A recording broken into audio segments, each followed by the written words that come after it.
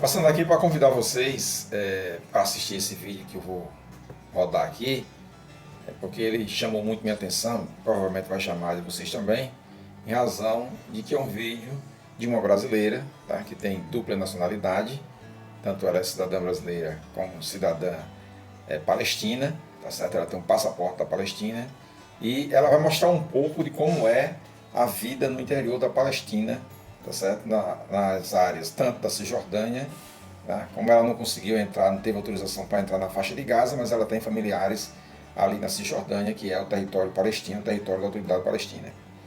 Por que eu estou trazendo esse vídeo? Porque nos últimos tempos todos nós estamos conversando sobre o conflito na Palestina, o conflito que envolve ali o Oriente Médio, sobretudo a luta armada entre o grupo Hamas, né, e o governo de Israel.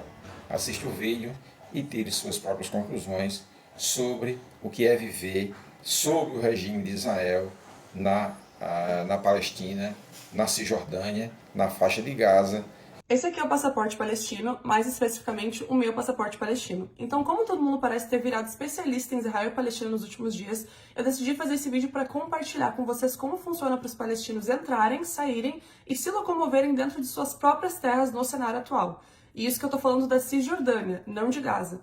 Então eu já quero começar esse vídeo falando que esse documento aqui é um privilégio, porque de fato vários palestinos que nasceram na Palestina e que atualmente têm o status de refugiados não têm o direito de retornar ou possuir esse documento.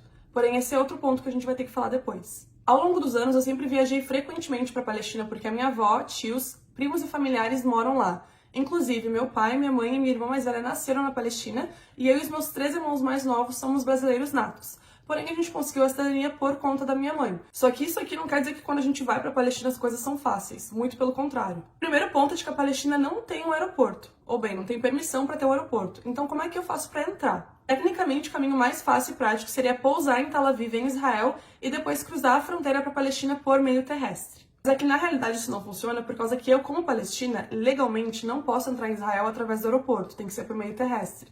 Então eu preciso pedir uma autorização do governo israelense caso eu queira entrar, que muitas vezes é negada ou então demora bastante tempo para sair. Então, para entrar na Palestina, eu preciso ir através da Jordânia por meio terrestre, onde eu cruzo a fronteira para ir para a Palestina. E isso é feito através de 2 ônibus, muita fila e sufoco e também pagamento que tem que ser feito para tu conseguir entrar na Palestina. Outro ponto é que na fronteira, oficiais israelenses podem barrar minha entrada ou então me interrogar por horas caso eles queiram.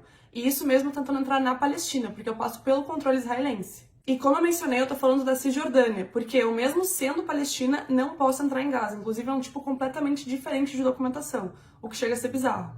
E observação, mesmo sendo cidadã brasileira, que legalmente não precisa de visto para entrar em Israel, eu não posso usar minha documentação brasileira porque a minha cidadania estrangeira não vale absolutamente nada caso eu tenha a Palestina. Eles controlam isso porque Israel tem um banco de dados para todos os palestinos, então essa situação toda em si já é um ato discriminatório. Inclusive, recentemente está tendo uma fase de testes para cidadãos americanos que também possuem a cidadania palestina para entrar em Israel através do aeroporto. Isso aconteceu porque os Estados Unidos pressionou e disse que todos os cidadãos americanos, mesmo com residência palestina, pudessem entrar livremente em Israel, assim como os israelenses. Isso está sendo testado há 2 meses, mas ainda não entrou em efeito completo. Aparentemente vai começar em novembro. Eu vejo muito nas redes sociais o pessoal falando de que assim que a situação entre Israel e Gaza terminar, a paz vai voltar a reinar. Só que para a paz voltar a reinar, ela deveria estar lá em primeiro lugar. E os palestinos não têm paz há décadas. Só que muitos de vocês escolhem ignorar isso. No meu último vídeo eu expliquei um pouquinho do bloqueio em Gaza, porém os palestinos têm que lidar diariamente com a ocupação ilegal.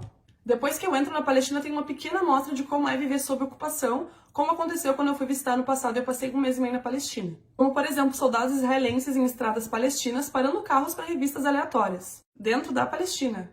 Ou então tem que passar por catracas de segurança e oficiais israelenses para entrar dentro de uma mesquita na cidade da minha mãe, Hebron, que sofreu também um ataque terrorista de um extremista colono judeu, dentro da Palestina. Por exemplo, não poder caminhar por certas ruas de Hebron porque tem assentamentos ilegais protegidos por soldados israelenses.